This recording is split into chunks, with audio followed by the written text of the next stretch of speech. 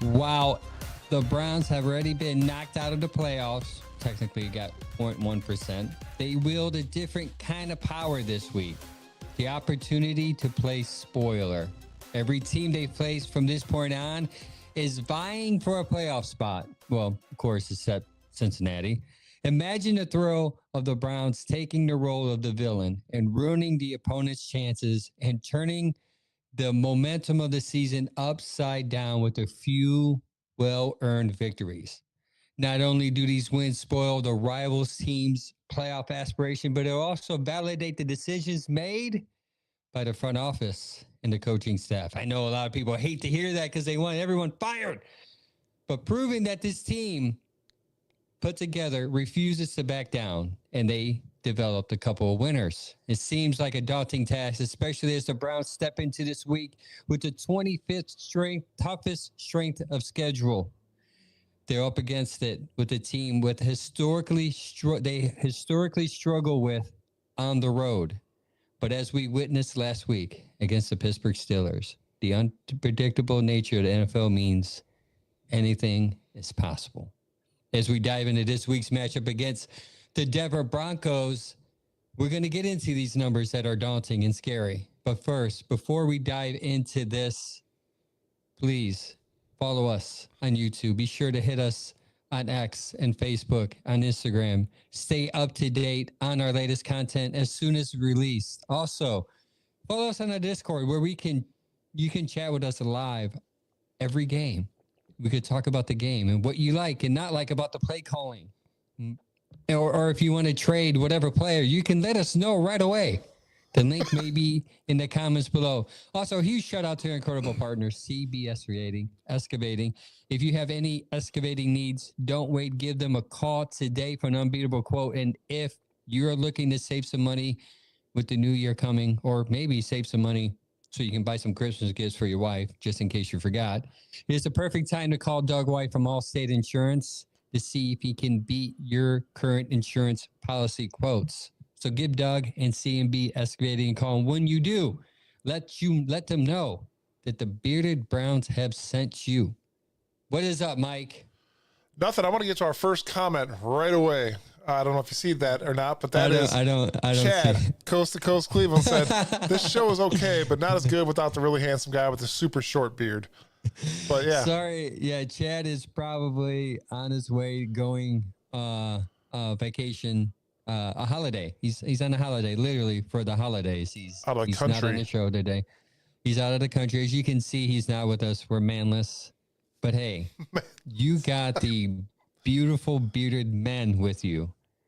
Then that's all you need. That's all you need. On this beautiful Thanksgiving week. Everybody, thank you for joining us today. We have lots to talk about. There was some stuff, Angel, last night, because you had to work early this morning, that Chad and I were talking about that we're going to get to here shortly. But before we really get into anything, it is Thanksgiving week. So we're going to start the show a little bit differently and do the good, bad, and ugly right now. And you guys are going to like this. And we want you guys to all comment on the good, bad, and ugly here. So you ready to get to this, Angel? Good, bad, and the ugly, Thanksgiving style. Yes, here we go.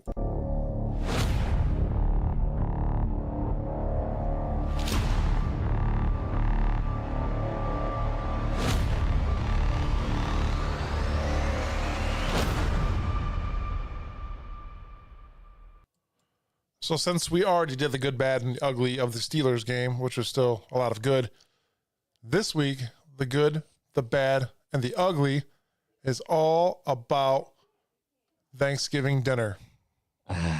Thanksgiving. Nothing more warm than that turkey coming out of the oven, smelling up the house, the pointless sides, because all you really want is the turkey and gravy. So why are we having all these sides, the nasty cranberry sauce and whatever fruit cake someone brings that just sits there that's hard as a rock? I don't think you're allowed to say that anymore.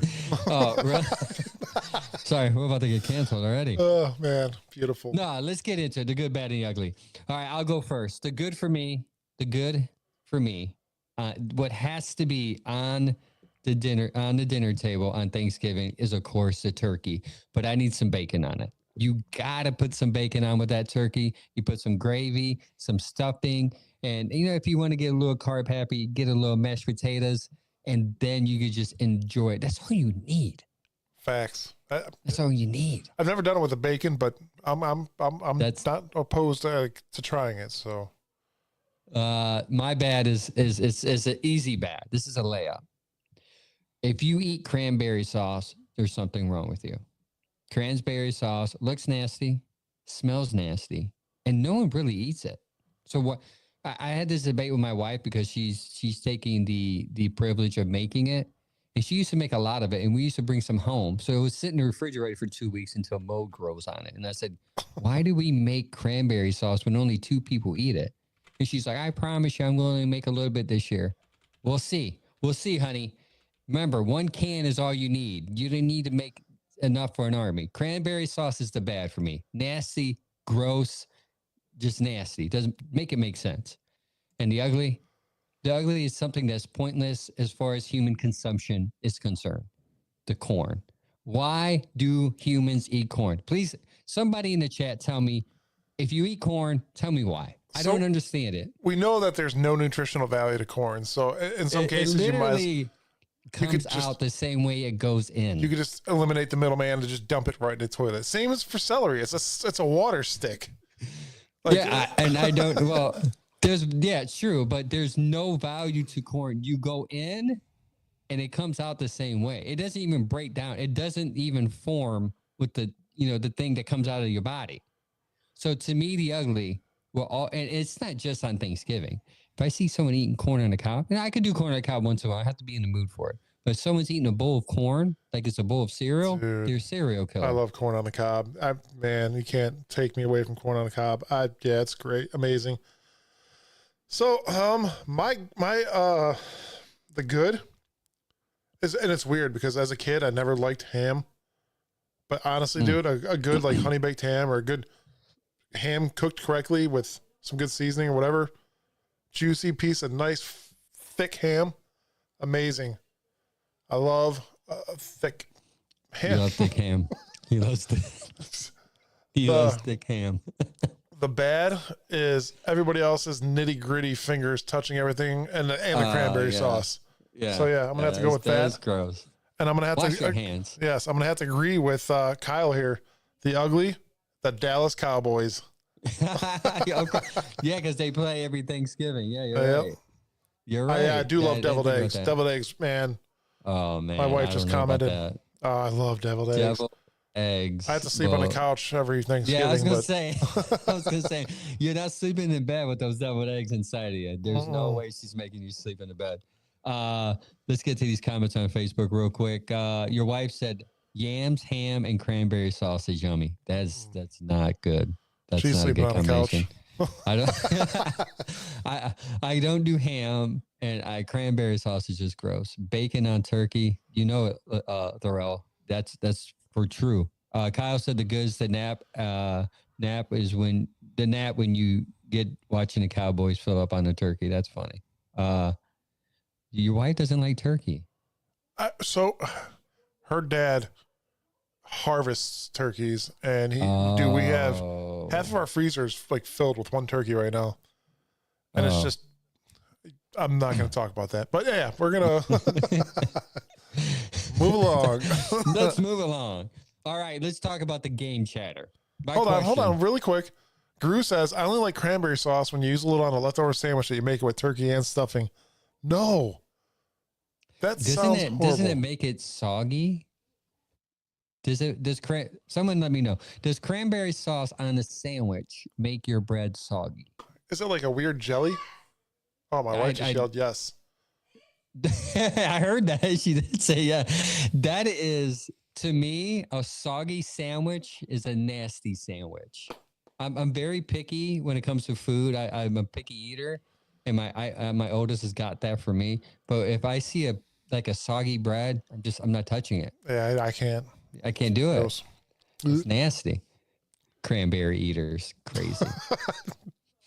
On to the show talk. On to real football now. Yes. This week's matchup, this Monday night, I was going to say Sunday. This Monday night, another primetime game is your Cleveland Browns versus the Denver Broncos. And we're about to hit up this segment's called Who Are the Broncos? We need to know who. They said it sounds nasty. I know, Lathrow. It sounds cranberry sauce on bread sounds nasty. I'm sorry. Change the subject, Angel. Got it. Who are the Broncos? This team is. I think for me, after doing the paper research that I did, or the 5-minute research that I did on this team, on paper they remind me defensively. The team, I should say, reminds me of Pittsburgh. Okay, actually they compare well with Pittsburgh's defense. I think they're 7th and Pittsburgh's 8th. And their quarterback is trending to be better. But at one point he was playing like Russ Wilson. So I think this team reminds me of Pittsburgh in general. But the strength of this team is the defense. Obviously, I'm sorry. Overall they're ranked 3. Overall. Okay, they are allowing 289 yards a game, and they have only allowed 18 touchdowns all season long. Yeah. That is insane. That's not something to look forward to. Honestly, we know that going in there. It's always been tough, and it's been tough, and we're going to get into why it's been tough. Mike went into the lab, and he's going to get scientific with you later. So stay tuned for Scientific Lab Mike. He's going to sound brilliant when he breaks down to you why. Yeah, he's gonna sound nerdy. Me and Chad were nerding it out last night while you were sleeping. I was passed out, and then I woke up on like 50 messages on the what is that app called again? Chat, whatever it's called. That next up is their pass defense, which is ranked 7th. Like that's the worst part of their defense, and they're still in the top 10. Hey, you want to know who's ranked top 7 right now? Who? As a quarterback, Jameis Winston. Jameis freaking Winston. Yes. That's something we should talk about later. Hold on. We will. I'm sorry. I didn't mean to interrupt. Oh, that mute button comes in handy, doesn't it? Oh, it does. Yes. The pass defense is ranked 7th, which is, if you're going to say this team has a weakness, it's that, because they allow 170 yards and they've allowed, out of 18 touchdowns, they allowed 12 touchdowns in the air. Okay. So we think of Jameis being a top 7 passer, we better hope that Winston shows up this week and not the Winston against the New Orleans Saints, because he is going to need every bit of Winston magic that he had in him against Pittsburgh, against this defense. You're not going to have the weather to help you, or you're not going to have the home crowd to help you. But if Winston can catch you that magic, this will be trending in a good direction. The rush defense is ranked number 6. Look at this. Their rush defense is ranked 6th, and their pass defense is ranked 7th. That is their top 10 defense, obviously. 99 yards a game they allow with 6 touchdowns. You know what? I would love to see Nick Chubb come out with a 100-yard game this game and just put it to rest. Like, this is my game. This is what I'm going to do. I'm going to come out here and show you guys that you guys are not one of the best ranked rushing defenses. That'd be great to see, but that is to be told. I mean, honestly, once I get into the Guru says if lab coats and goggles aren't involved, I'm going to be a little disappointed. Man, what makes this defense even better, guys, is that they're the 2nd ranked scoring defense, only allowing 16 points a game. Now, what is our average per game, Mike? 16 on points a offense. game. Yeah, so they average, their defense allows what we average as an offense. So this is not trending good for us, folks. This is not trending good for our offense because everything dictates this. Okay, the bright side. Go ahead. It can though. We can go there and dictate some things with True. Jameis Winston. I'm hoping. Yeah, and that's actually my next point. It seems like you have my notes right in front of you. You would never guess. You would have never guessed. The bright side is the Steelers defense allowed 16 points per game, just like them, and their game and their offense and our offense put up 24 points on them. So it is possible. So you're And telling me there's a chance. I'm telling you there's a chance, and I'm saying if Winston plays like he did against Pittsburgh, there's a chance. If you get 24 points on Denver, you're win. Yeah. You win. I'll get the next one. Go ready? ahead. Y'all ready for this? Now let's talk about the weakness of this team. Though Bo Nix has been, as of late, the offense is ranked 23rd with an average of 312 yards a game with 25 total touchdowns. Do you think that's possible? Wait, with our defense, could our defense show up 2 weeks in a row and play lights out football? Is the question. Now, the question is what defense, right? So the issue here is, and we're going to get into Bo Nix now. Bo Nix right now is trending to be, outside of Jaden Daniels, rookie of the year, because the last 4 games he's been on a tear. Now you can look at his schedule and say, well, they played the Raiders and the other team. He did perform well against Kansas City, but the other 2 teams he did not. They were just subpar teams. So you can look at that and say their defense is just subpar. So he did what he should do as a rookie quarterback and picked them apart. Valid. Sean Posey on Facebook has a question. He said, has there been recent talk about the secondary and blown coverage solutions and issues? Yes.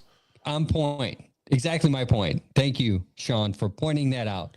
Bo Nix is scary in this game. And the reason why I tell you is this. I got to scroll down here. Bo Nix has 33 plays in which he has thrown 20-plus yards this season. And what is the weakness of this team, Mike? Sorry, you're drinking. Defense. The defense and them allowing 20-plus yards per game. They allow 5 explosive plays per game, per average, per game, over 20 yards. That's straight corn. That's straight. Exactly. That is straight corn. So if you mix this defense and how they play consistently, because if you allow 20-plus yards a game, that's who you are at this point in the season. You're right. You're not going to fix that. There's bone communication. There's something going on in the backfield of that defense where they're just not communicating or just not seeing anything. I don't know. Who knows?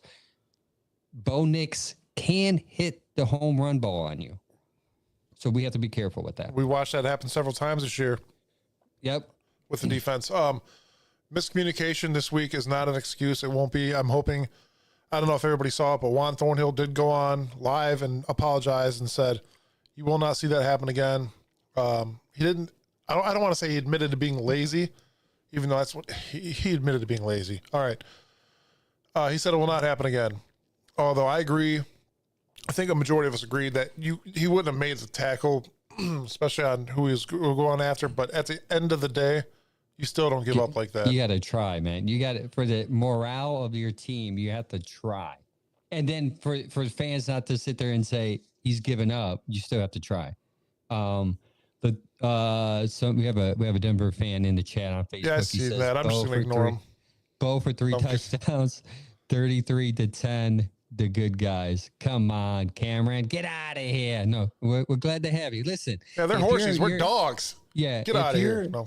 If you love Denver and you want to come in here and talk trash, I'm okay with that. It's valid. And we're going to get into why you can talk trash on our podcast and get away with it, because you've owned us for the last couple of years. Couple years? Yeah, I'm just being nice. Oh. Just being nice.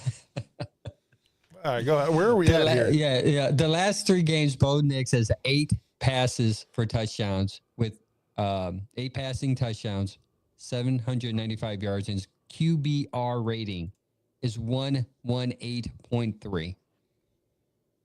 That is scary considering that this defense is struggling with coverage deep downfield. And on this season, he does yeah. have 2,548 yards, 16 touchdowns, 6 interceptions, and a passer rating of 89. Yeah. So what you see there is 16 touchdowns and 6 interceptions is like he doesn't turn the ball over, and he's a rookie. So, and what helps now, this is something we'll probably get into later on in the summer is my wife. Oh, I love you, Ben. Bo Nick. Oh, Bo Nick, and he is out. He was laughing at his wife, and then now he's gone. We all know what that means. Oh, he's back. Never mind. That's not what that means. Yeah, you're back. Bo Nix, as a rookie, came into the draft with the most snaps in college.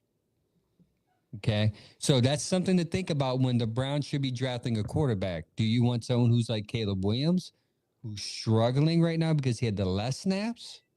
Or would you like someone who's taken the most snaps, who's confident, and who knows where to go and do reads? And then again, Sean Payton is a good quarterback whisperer, so that can play into effect too.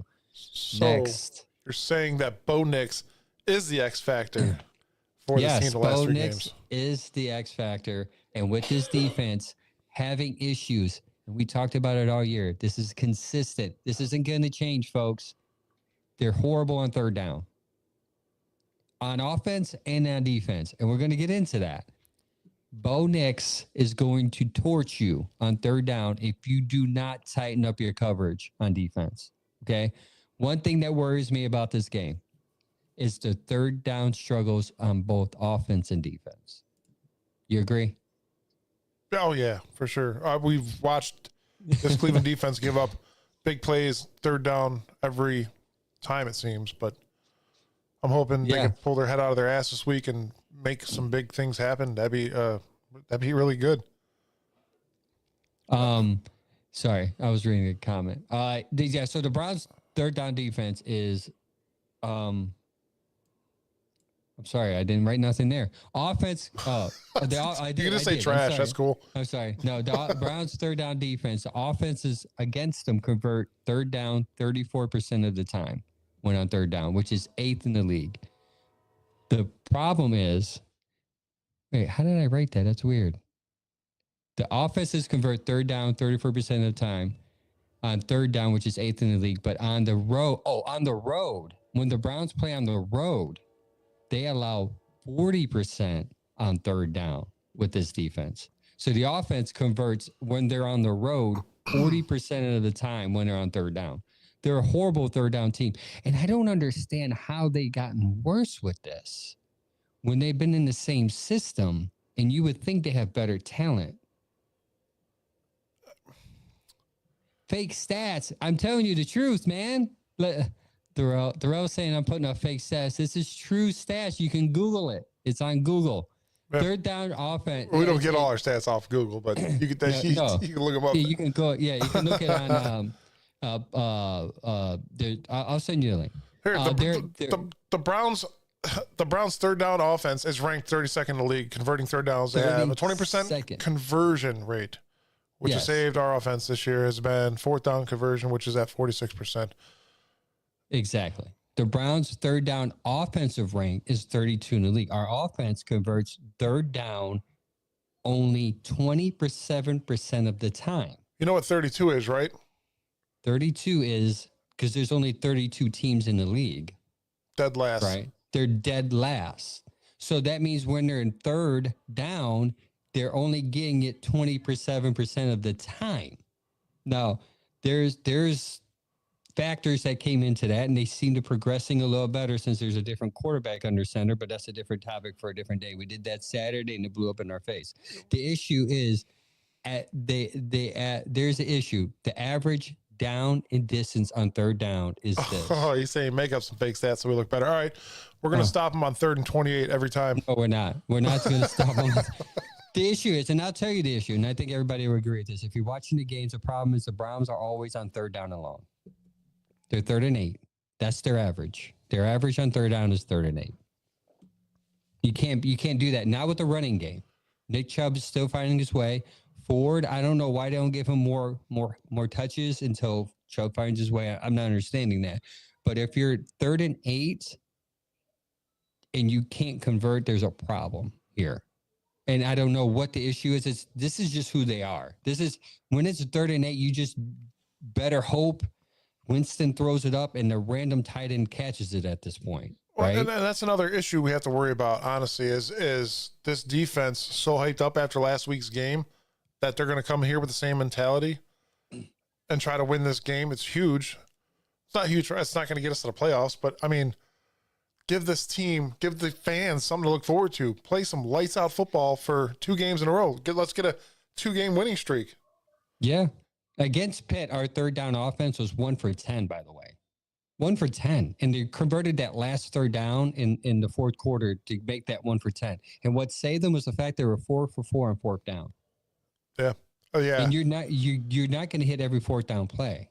Not in Denver, you're not. Yeah, not in Denver. You see, the issue with on defense is the Browns averaging 5 plays for over 20 yards a game. So when they go into Denver, you can almost guarantee statistically that someone's going to run for 20 yards or Nix is going to throw for 3 or 4 for 20 yards above. And I don't want to see that, man. I want this defense to show up this game more than ever. Yeah, it's ugly, and a lot of the issues does stem from it's a whole team issue, right? Because you got the special teams that is slacking, that hasn't stepped up. You have the offense struggling on 3rd down. Now you're going to have hopefully some consistent quarterback play if Winston can stay healthy. And then you got the defense trying to figure out communication issues from the back. Before, in the beginning of the season, you had the offensive line communicating. They seem to be fixing that. They haven't had many penalties as they used to. They need to somehow figure out what is going on. And it seems to be the offenses have caught on to Jim Schwartz's defense. So when you play man, you're going to get burnt. And if there's not proper communication, somebody's not communicating with somebody, someone shades over to the left a little bit more and misses their assignment, there's always a guy open. Yeah, somebody made a point to stop Cortland Sutton. Yes, James Frank. Yes, absolutely. And Nix favors Sutton for sure. Obviously, because Sutton's he should be in a top, number 1 receiver. He's good there. He's great. He's a beast. Great, yes. Why is it so hard to win in Denver? And there are multiple reasons for this. Somebody just made the post. Heard coach is 3-8 on the West Coast, and that's very true. That's facts. West Coast. As a matter of fact, the Browns just don't play well on the West Coast in general. I mean, we beat the 49ers, which was an odd win, but I mean, that was here, no? Was that here? Yeah, no, that was here. I don't think. I think we beat them in San Fran, dude. With that missed field goal? I can't remember. I think that was here. I'm pretty sure it was here. Someone in the chat, let me know. Yeah, why is it so hard to win in Denver? Let me give you a little history here. And this is why it's hard to be positive right now. Because history is just the best teller of history, right? So you got Denver leads the overall series 25-7. 25-7. That's a wide gap, Mike. That's like we were home. All right. Yeah, that's a wide gap. That was the game 25. DTR beat the 49ers in. Yeah, that was the game DTR won. Damn. Yep. That was a magic. And if you think about that year, man, that was a magical year. It was last year, man, because there's so many things that went our way. And if we would have and that's another thing with the defense, just makes me so upset. There's so many blown coverages in the first half of that Texans game that were just so stupid. Could have happened now, though, just unfortunately later in the season. Yeah. 25-7, 1-6 since 99 at Mile High. And the average points per game in that 7 games, 14 points a game. Now, you may be asking yourself, what is going on with the Browns when they go to Denver? It's not just the Browns. Any team goes there. I think, what did you say? Denver has a winning percentage at home? 600. .600 winning percentage at home. Y'all not Lathrell's like, y'all not helping with these stats. I know we're I'm not here to help you. Sorry, Thurl.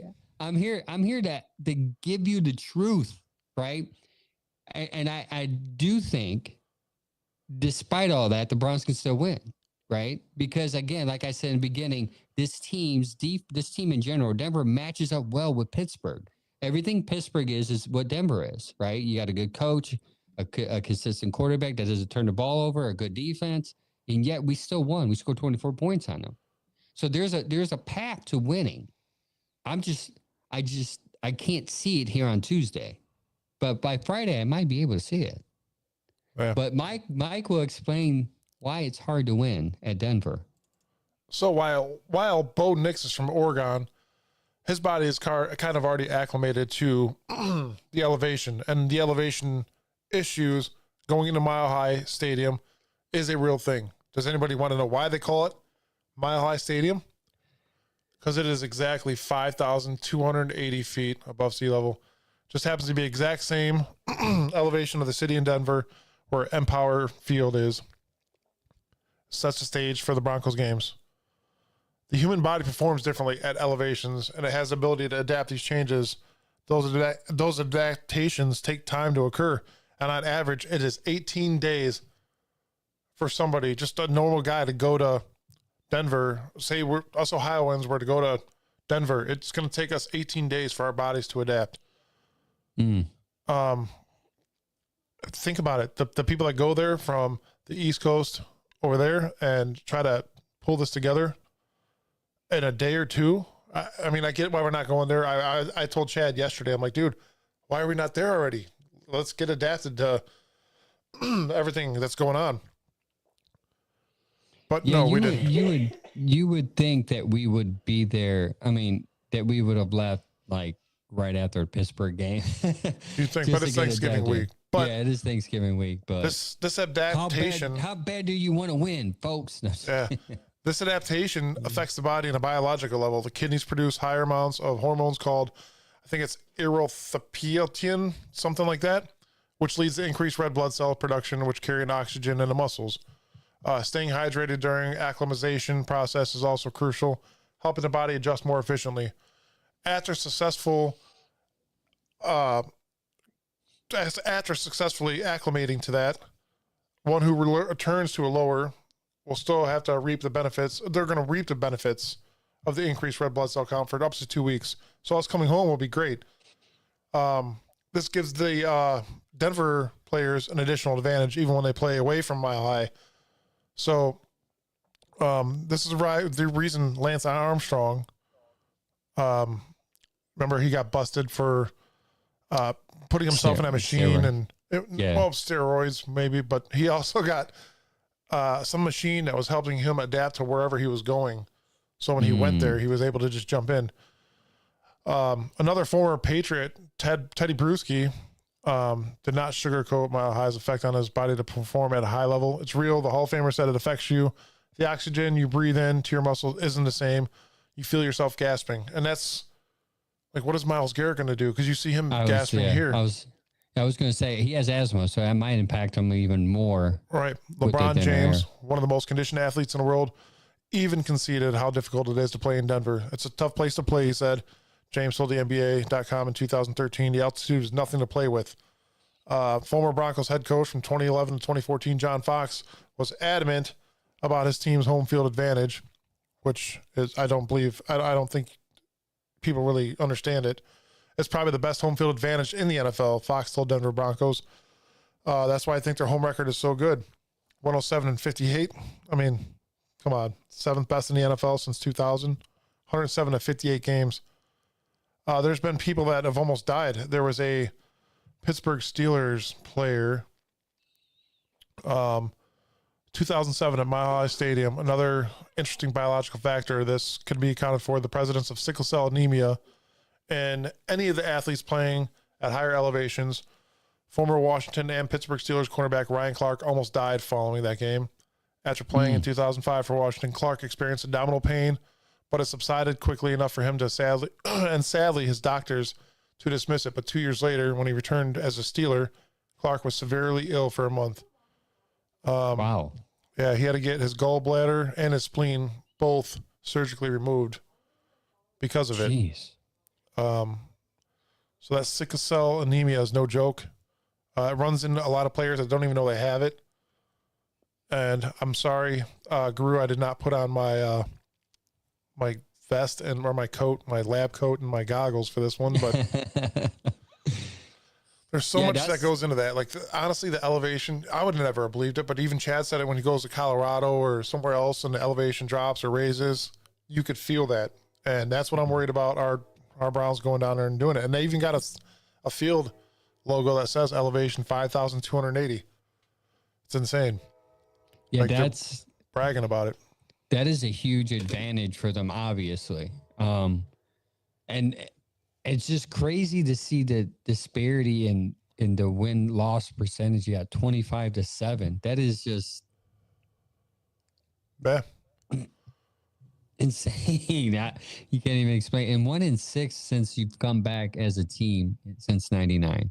You've only had one win there. Dude, we just got some breaking news. You guys ready for this? Yes. Want to play the skit real quick? Hold on. You ready for the breaking news, guys? Hold on.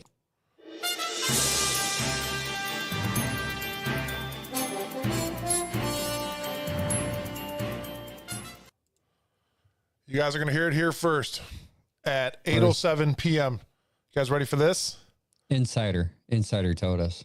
Michigan still sucks, and they're going to get their asses handed to them Saturday. Boom! You guys heard that here first. So we're all on the same page now, right? Heard here first. The Wolverines are going down. Okay? We don't care. We don't care about the past 3 years. It's a new season, dog. Mm-hmm. People are laughing up a storm. Yeah, we got you guys. Nothing. Like, it shouldn't have been breaking news. Anyways, you guys should just know Ohio State's going to run them off, and then run off Oregon, and then run off with the trophy this year. But we'll wait till we get there to talk more trash. Yes. Next segment here. 5 good questions. I think they're good. We'll start off with number 1. Mike, who is your MVP for the Cleveland Browns thus far? Corey Bojorquez. I mean, minus his 12-yard punt. Other than that, yeah, Corey Bojorquez. I'm gonna have to go with what's strong, man. The guy saved us. I know with 3 wins, that's hard to say, but he set us up for, what could have been a win in several games.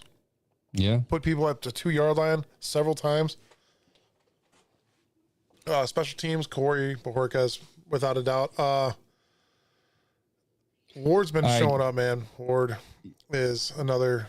Yeah, he's been solid, man. And you know what? He's been hold on. Knock on wood. He's been healthy this year. I mean, obviously they're playing hurt. Obviously, every person plays hurt at this time. But he's. I don't think he's missed a game due to injury, and that's something that was like a big knock on him coming into the season. How many games he's going to miss? If he plays out the season I think this is probably his first full season. It'd be great on him. Before we go to the next question, James Frank has a really good question. Who do you guys hate more, Pittsburgh or Michigan? I'm gonna have to say, go ahead, Angel. You see, here's my issue. I've learned to respect Pittsburgh to the point where I don't hate them as much anymore. I hate Baltimore now. Make sense? Yeah. So I would say that question and the way it's worded, I hate Michigan more because I don't respect Michigan. I don't like them. They're cheaters. Okay. They cheated for 3 years and didn't, since Jim was there after his second year, I don't care what you say, he cheated. The numbers are there to prove it. And I hope Michigan fan hears this. And ironically, he leaves and the other guy leaves, and all of a sudden Connor leaves, and then you suck again. It's just not a coincidence for me. So Michigan is the answer to that question. I'm gonna have to agree. Not only do I have a lot of Michigan fans in my family, I have a lot of Michigan friends as well. And I mean, because I was born in Toledo, so we were right on the edge. A lot of my family out there is Michigan fans, and it's a bitter rivalry. I actually messaged a couple of my buddies. I'm like, hey, what are you guys doing Saturday? But let's get together, because I know we're gonna win this game. And they're like, oh, we're working. I got my son coming up from Michigan. And they're actual Michigan fans. They're from Michigan, but I love how some people are like, yeah, dude, your river caught on fire. And I'm like, yeah, let's talk about Flint, dude. Let's bring that up since you want to talk about my river catching on fire. Yeah, that's still a bad idea, a bad thing going on in Flint. Not no one's talking about it, but it's still going on, unfortunately. Yeah. Sorry, my MVP for the Browns will be Myles Garrett, because though Borquez deserves it too, and Ward deserves it too, I think Myles Garrett has played himself into Defensive Player of the Year again. And I know they don't like to get their award back the back years to the same player, but if Myles can go into Denver and rip up another 3 sacks on national TV and not only just get sacks, but do what he did against Pittsburgh, disrupt the quarterback, put on pressure, show that he's the number 1 pass rusher in the league, like he said on the telecast, this will just catapult him into the Defensive Player of the Year. Do you want a fun stat for Myles? Go ahead. Give me. I love stats. You know me. I eat them like W's. Myles Garrett, as of right now, if he gets 1.5 more sacks, not only will he be tied for the league leader, but he will also be the youngest rusher to get the amount of sacks in his career. Over 100. And that, my friend, is called a future Hall of Famer. And for the sake of his career, please, Browns, fix this issue. Whatever you need to do, whatever it is that you need to fix, let's get this guy some wins. Let's get him in the playoffs. Let's get a ring for this dude. I'm tired of having great players like Joe Thomas, and they just had nothing but horrible records to show for it. Horrible. James says my MVP is Nick Chubb the second he stepped back out on field. I agree. And Guru says Jameis got MVP for saying somebody else commented for somebody jump off sides. Damn, like that hard count, dude. That was great.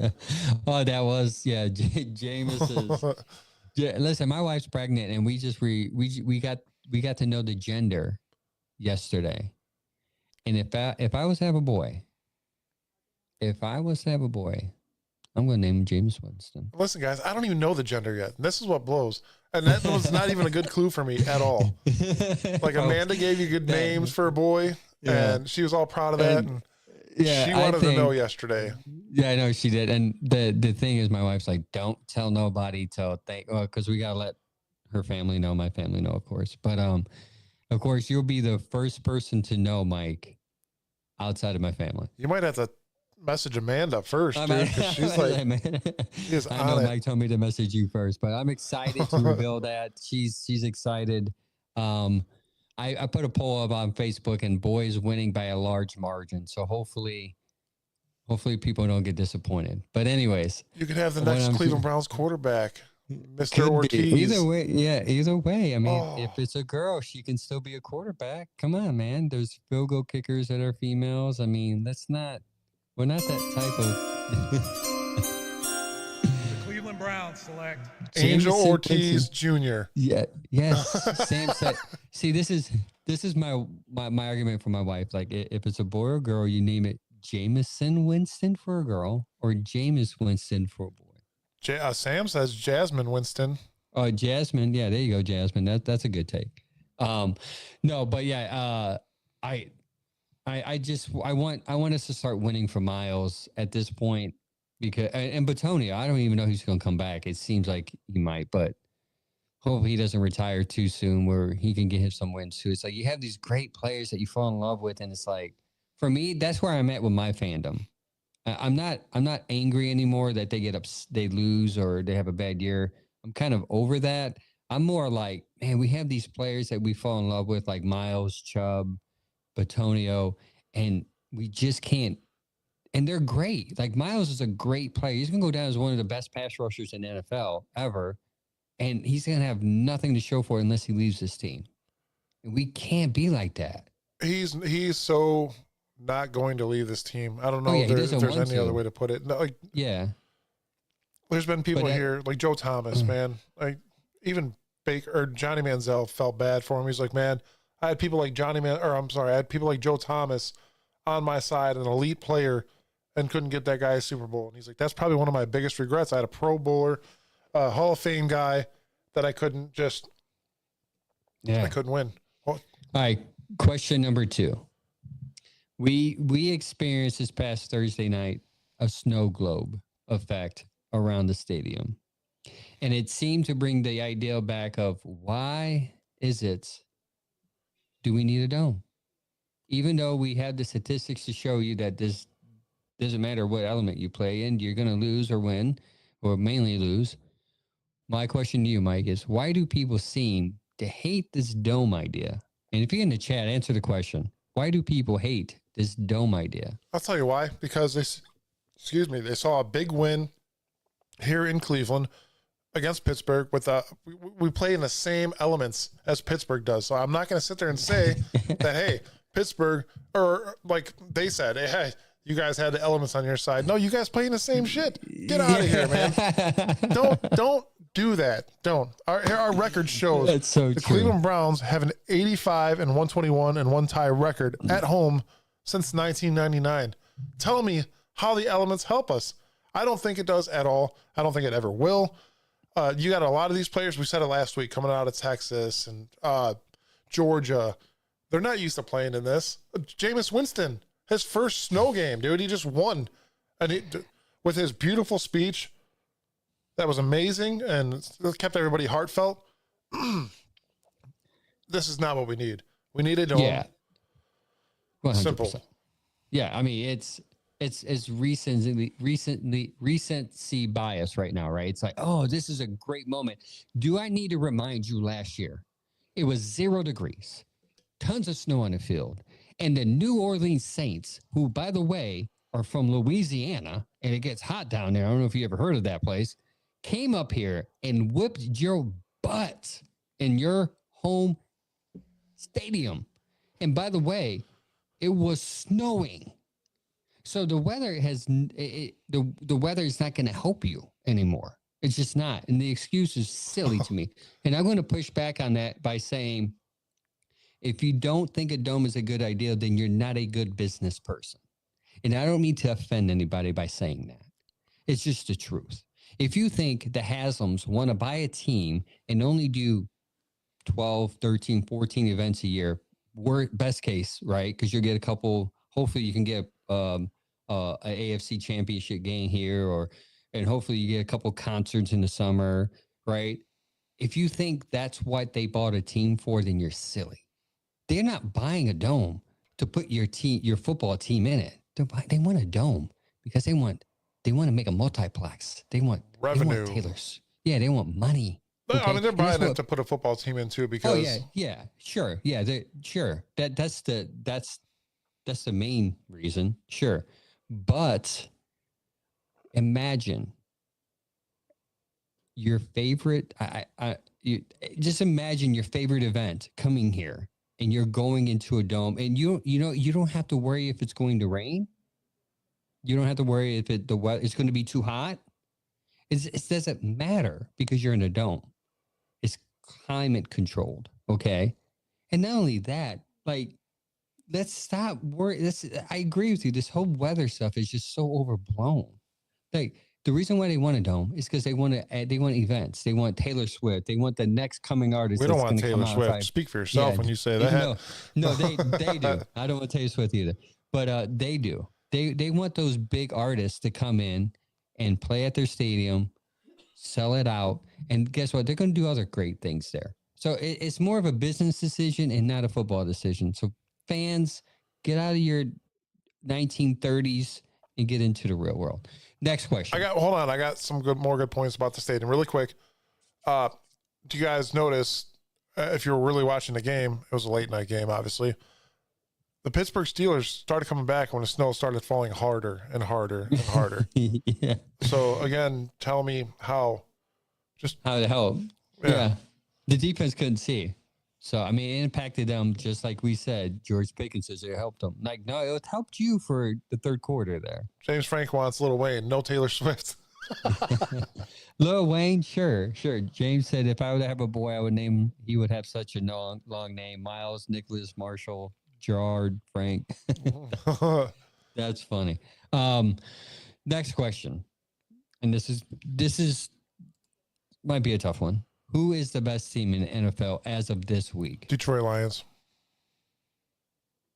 Okay. As much as I hate saying that, and Goff screwed me on my fantasy team this week, but they still pull off wins, man. No matter what, you throw 5 interceptions. That hasn't been done since 1991 and still win a game. He gave me 15 points this week. I should have played Lamar Jackson, but they still won. They are the only team to beat Kansas City, correct? Yeah. Just for show's sake, I'm going to say, I think Buffalo. I'm going to say Buffalo. The quiet dog this year. I think Josh Allen, though he's quiet, he's going to have something to prove. They beat Kansas City too. No, they didn't. Kansas City only lost 1 game. Yeah, I think Buffalo actually didn't. That was a Buffalo win. Hold on a second. Let me double check. You might be right. You're right. I think you're right. Yeah, good. So I think he got that monkey off his back, and I think Buffalo's the best team. It would be great to see a blue-collar team, 2 blue-collar teams like Buffalo and Detroit. And even though the NFL would hate this, by the way, 2 East Coast teams in the Super Bowl, they would hate that. Hate it. Right? But that would be well, no, they can't be in the Super Bowl because no, they can because NFC is Detroit. Yeah. Okay. But yeah, that would be my pick. Next question. You guys know the Chiefs almost beat the Panthers, dude. I'm sorry. I'm sorry. The Panthers almost beat the Chiefs. Listen, the Kansas City's beatable, and I know a lot of people have that L in which the defense, the 20-yard 5 plays, 20 yards scares me with Mahomes. That the defense allows, but they are beatable. Their offense seemed to be struggling this year. The reason why they're winning a lot of these games recently is their defense, which we'll see. I think it's I'm not putting a W on there, but I don't think it's as big of an L as some people have been putting it on the schedule. I agree. Jerry Jeudy has 45 receptions, 645 yards with 2 touchdowns. So last 4 games he has 379 yards and a touchdown. The Browns signed him in hopes to be their number 1 receiver. My question to you, Mike, is do you think he can be the wide receiver 1? I don't think he can be wide receiver 1. I think he is wide receiver 1. Yes, let's go. After Amari left, that's it. He stepped up, showed what his worth. And I love the guy, and I am not opposed to saying anything else. But that's our wide receiver 1, hands down. I mean, you got Tillman that's doing really well as well now, but as it sits, Jerry Jeudy, man, the guy is balling out. So I will accept that. Yeah, I think he could be wide receiver 1. I still would like to see them get another, like do a 1A, 1B. And Tillman can be the 1B. That's great. But ideally, I do think he can be a wide receiver 1. And I think he's proving a lot of people, maybe it's playing in Denver that's an issue for him because of the climate. Maybe he just couldn't catch his breath. I don't know. You know, I'm hoping he goes in there and rocks Denver this week. Yeah. Yeah. And that's another thing that we need to bring up. Like a revenge game for him. He's going to want to ball out and say, hey, look, this is what you're missing. Because you chose Sutton over me. Guru, where's your buddy RA that's always on here talking with you on YouTube, man? Get him in here. Get him in here right now. Tell him to chat it up on the YouTube. Last question. Can this defense get back to the elite status it was last year? Now, this year might be too late. No, I'm not going to. It's never too late. With miscommunication being the biggest factor, I believe, with this defense right now, that could change. And I'm not going to say it's going to happen overnight. Obviously, we're going into week 12, so it's huge. It's something that needs to be fixed, and it's something I wish was fixed long ago. Mm-hmm. But I think with that big win last week that they're going to start shining a little bit more and get back to their normal roots, if you will, and become a great defense again. They're not going to be number one status, but I mean, what is Jim Schwartz doing different this year than last year? What players are different this year than last year? Yeah, that's the confusing part for me. It's like, what is missing? You think that with another year in the system, these teams, you wouldn't really need to communicate because you should know where to be, right? And maybe that's what players are thinking. They're like, oh, well, he was here last year. Maybe he knows where to go. But then I don't know. It's so weird to see the drop off. And I read an article today that's saying that teams are catching on to what Jim Schwartz is doing. So whenever he brings man, and I've noticed this, whenever he brings man, they look deep first and then come down because they know something's happening with the safeties, man. I'm telling you, there's something going on with Thornhill, with Delpit. It's just some communication thing going on there. And it's getting annoying. Think of this. Just, like you got like say Ward and Thornhill. Ward is going to get the slot guy that you would think safety guys are supposed to be in the backfield. And then 9 times out of 10. And yeah. why is he on the guy that's doing a 5-yard slant? Why is Thornhill not out in the backfield waiting for that guy? Was he supposed to be running a blitz, a safety blitz, which I don't see us doing often at all?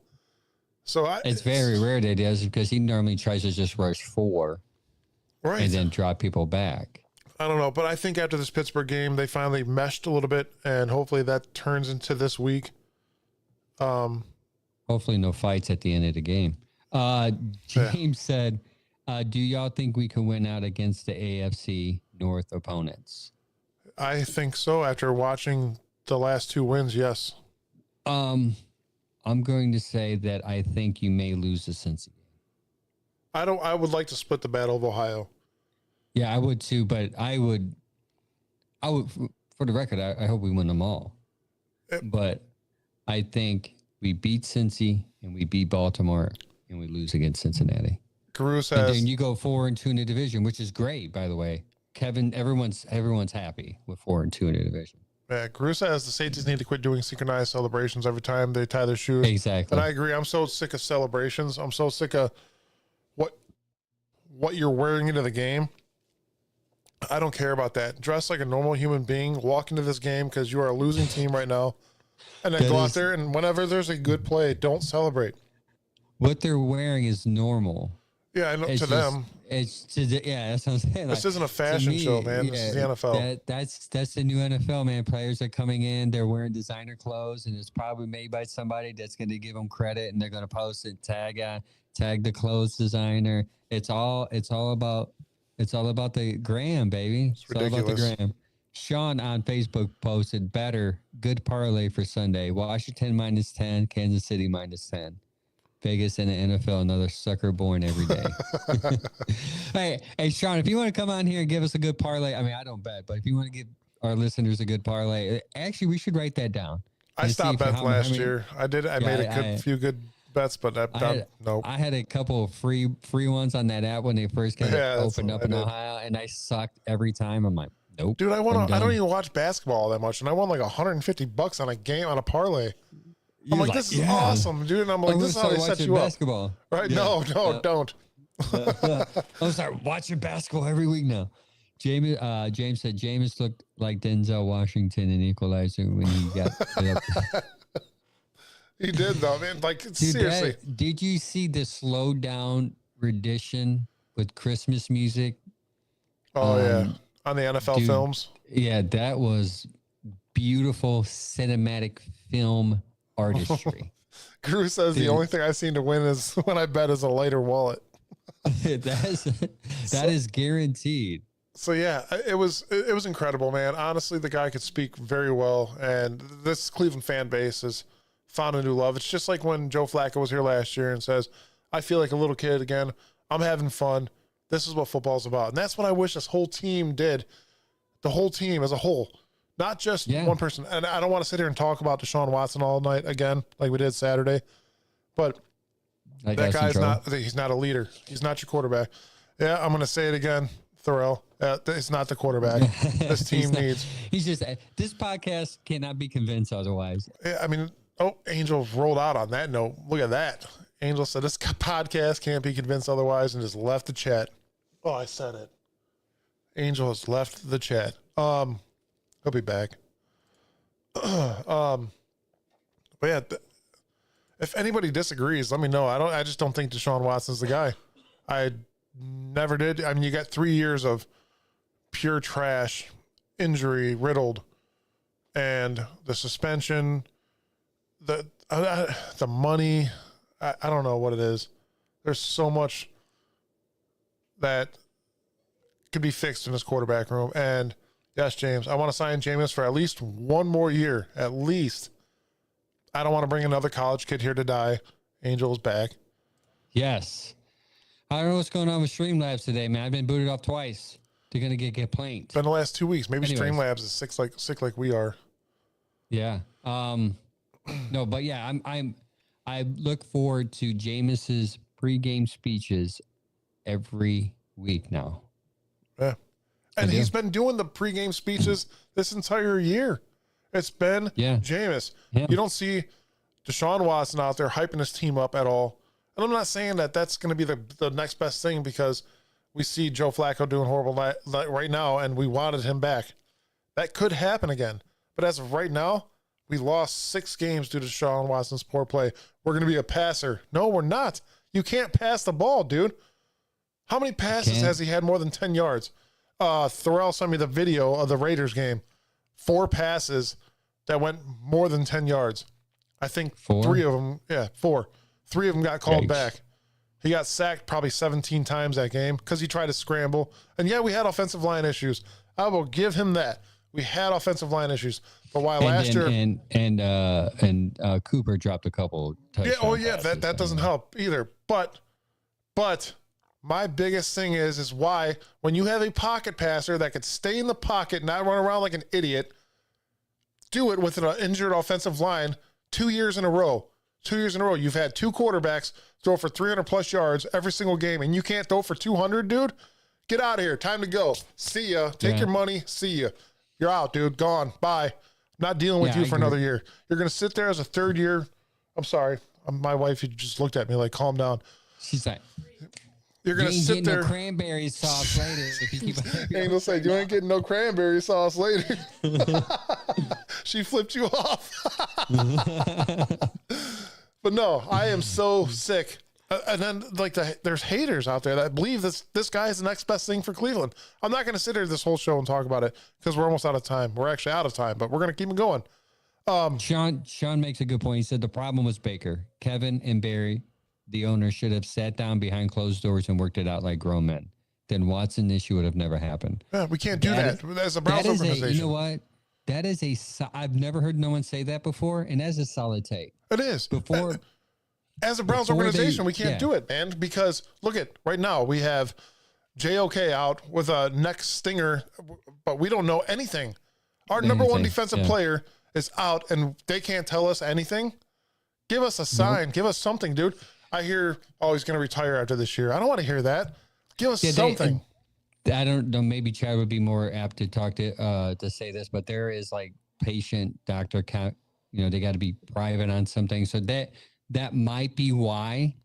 But they are normally hush hush and stuff anyway. So I'm not too surprised on that. I mean, we're used to it, but we got people asking us week in and week out what's going on with JOK, and I wish we had something for you guys. I wish I was Adam Scheffler and I was an inside. I would come on live. And I don't think he knows anything. Yeah, I don't think he even knows because you would be reporting it, obviously. But no, I agree. I'm interested to see the progression of Winston, because if he progresses to where he throws less picks, he has 7-4 right now, 7 touchdowns, 4 interceptions. If he throws less picks, throughout this year, you have to start to wonder what Kevin does with quarterbacks is great. Because if you are doing well with anyone other than Watson, and you make Winston, who's known for throwing the interception ratio is horrible, if you improve him, the rest of this year, that speaks volume for him as a quarterback whisperer and a grower of talent. Okay. And then you have to start questioning like, well, Winston's shown great improvement since since his rookie year, or even when he threw 4,000 yards, even though he threw 30 touchdowns and 33 interceptions. If you see Winston's improvement, you have to start to question, he gets it. He gets it. He got it. He got it. But why ain't he getting it? Did you hear the rumor What? today is they're going to bring in somebody that has to compete for the quarterback position. And my biggest issue is if Jameis continues to progress to be you have good, to bring him back. Yeah, but can you afford to? You don't think Jameis is going to want big money to come back, not knowing if he's going to be a starter or not? No, I don't think he's going to want big money, but I don't think because of the salary cap we currently are under, you can't. I think Jameis is a little more humble and will take less money to come here and if you play for this team. Position. Yeah, especially if he's winning toward the end of the year, you do have some leg on that. You can say, listen, the team was growing. We're good on a good trajectory with you. We would love you to be here for the next year or two, maybe three. Bridge quarterback. We'll draft somebody. Ideally, that's what you should do. And I'm not gonna sit here and tell everybody to hate Deshaun Watson because I don't want anybody to hate him. I was kind of bummed out when he went down because we all have hopes as Cleveland fans. We have hopes for these people that we sign. I don't want to see anybody go down, but when that person goes down and you see a drastic difference, not only in Stefanski giving up play calling, the offensive line come back. So we're really not going to know what Deshaun Watson could have done. Nick Chubb coming back, getting better and better every week. It's not going to be known. I don't, honestly, 3 years, man, I can't. What other team has let a quarterback like Deshaun Watson, his play, let them stay on the team for 4 years? Let's go 4 years because he'll be back next year. Well, probably nobody, but because of that contract, you kind of have to. Sean says, don't be surprised if Justin Fields ends up here next year. I'm not against that. I'm not. I gotta see him play. Under center, though. I don't care who they have. It just can't be a shotgun quarterback. Play action. Play action. And this is maybe something we can, and I'm going to say it now because we'll probably do a show about this in the summer. The NFL is changing again. I don't know if you noticed this, Mike, but the running backs are becoming valuable again. Okay? So I want you guys to keep that in mind when it comes into this year. The question is, what are you going to do with Chubb? What are you going to do? Are you going to draft another running back? Because there's reasons why the NFL is changing as far as schematic is concerned, because you went from receivers, and the defense has changed up to lighter defenders, right? So faster people to catch up with these faster receivers. So now the middle's soft. So you got Saquon Barkley running crazy right now. All right. Derrick Henry was running crazy regardless. Derrick Henry's value has gone up. Why? Because you got these backs that are lighter and not as strong. So don't be surprised if the next year or two you see a resurgence in the running back position. So my point is, you need play action. You need a quarterback that can execute it. Joe Flacco was amazing at it here. Okay. It works. And to Baker's credit, he was good at play action. The only problem is you had to roll him right in order for him to see past the line to get to the receiver. Two things I want to bring up. Guru says, thing is, if Jameis goes anywhere else, he's probably going to get paid vet minimum. Somebody else commented. Vet minimum. Somebody else commented. Barry could work some contract magic and at least give him more than other teams will offer until there's more cap space. And I agree. And then James Frank says, are you still going to do shows during the offseason and the draft and before the draft? Yes, we are. We're going to do shows year round. Those aren't going to die. Yes. Even if last year, you guys saw us, we did a lot of going back in the time, whether or not it was a good or bad Cleveland year. We like to bring up stats for you and let you guys know what happened in the past to refresh everybody's memory. And if we need somebody, we'll just call Barry Shuck and he'll come in and just talk to us about history because he's good at that. Yeah.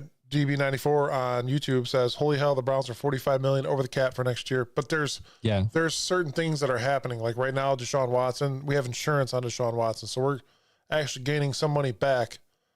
I don't know exactly how much. I tried to look that up, and I really couldn't find much. But we do have insurance on him, and every game he doesn't play, we get some kind of money back. There could be restructures next year that will help us. I don't really know how many more players we could restructure. And that's why I think in the draft, which is going to be a big draft here for us, because first time in 3 years that we're picking in the first round.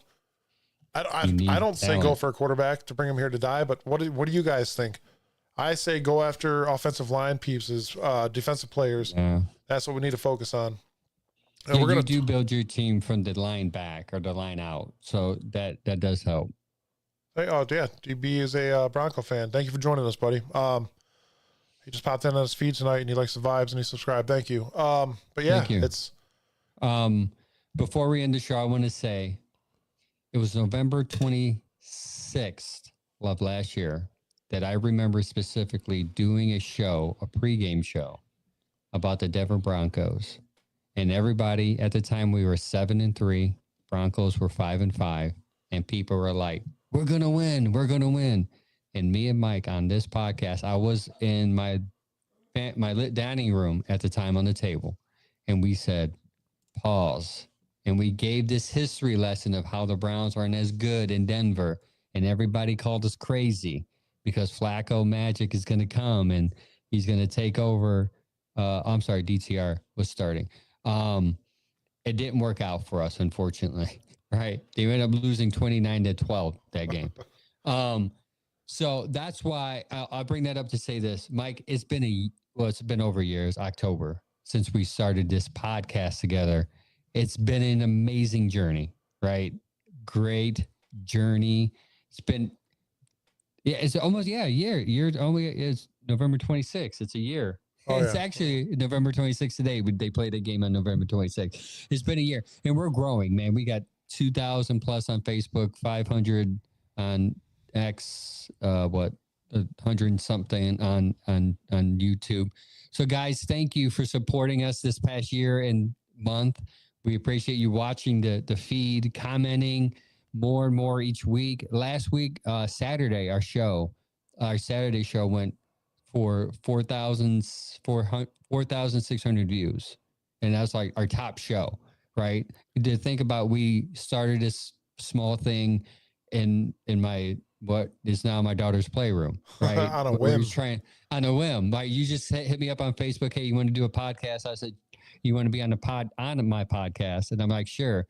And then we did one episode and then you said, hey, come back. We'll do another one. And then all of a sudden it's like, hey, you just want to do this whole thing. And we're like, let's do it. So I have fun.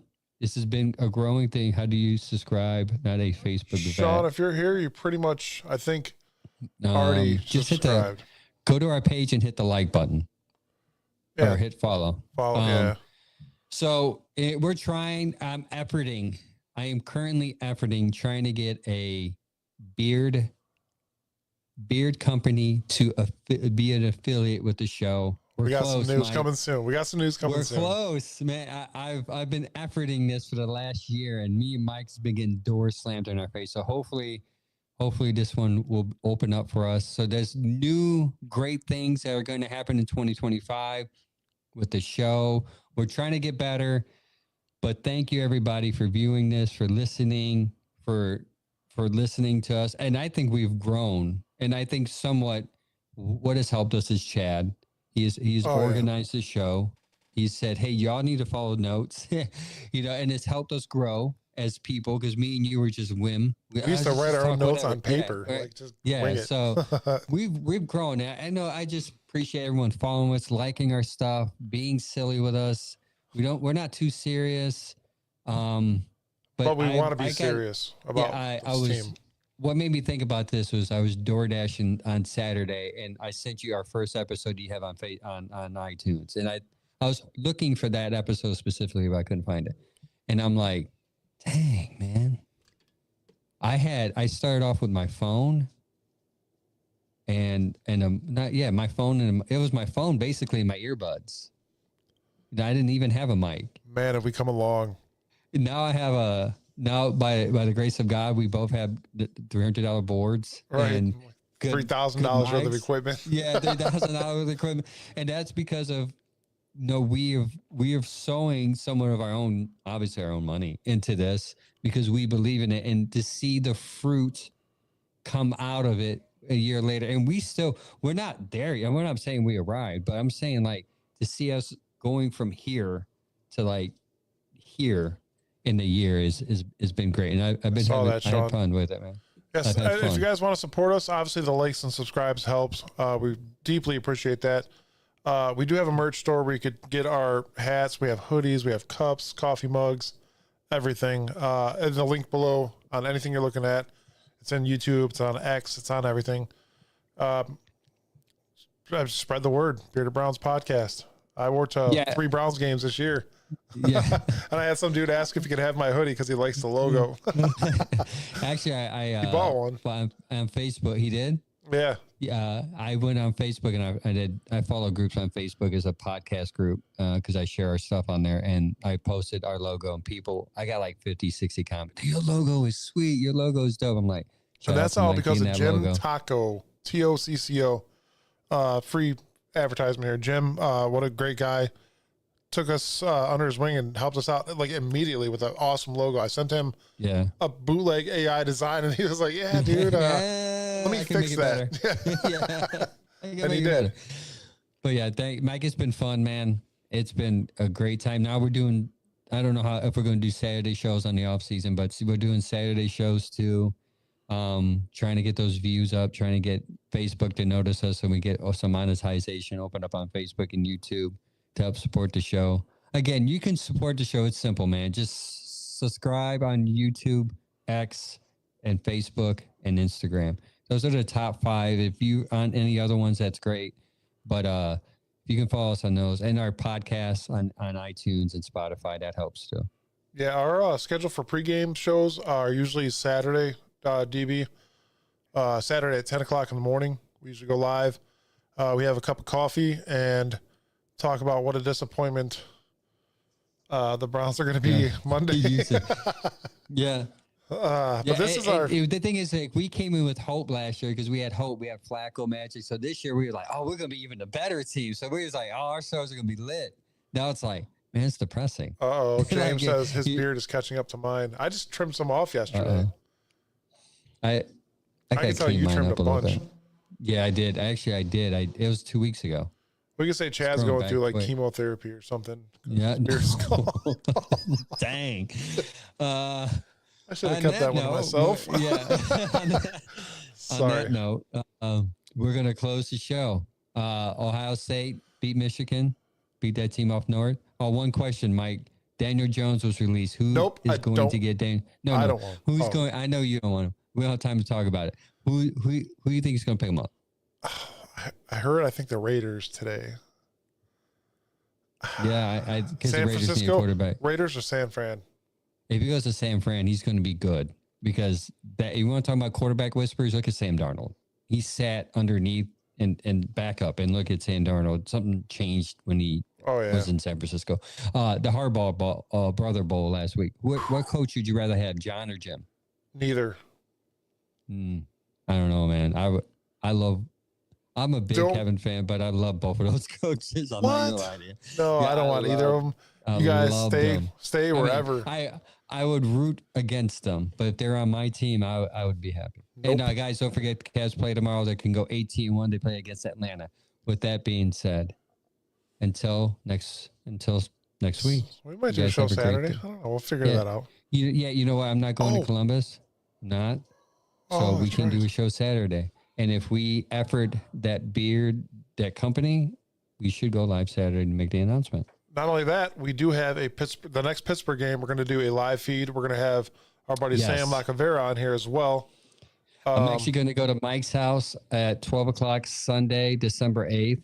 I'm letting my wife know she's sitting here looking at me. And I'm going to be at Mike's house with Sam. All 3 of us are going to be close together. Depending on the weather, if we're outside, we'll probably hug. Did she just throw something at you? I saw something just whiz by your head. No, I'm kidding. No, yeah. So next Sunday, the Pittsburgh Sunday, December 8th, I believe it's the date. We're going to be live. We're going to live stream. We're going to talk about the game. Hopefully a win with Sam, me, and Mike. It's going to be great. Yes, be here or be square. All right. Until Saturday, go Browns. Go Peace. Browns. Super Bowl, Super Browns.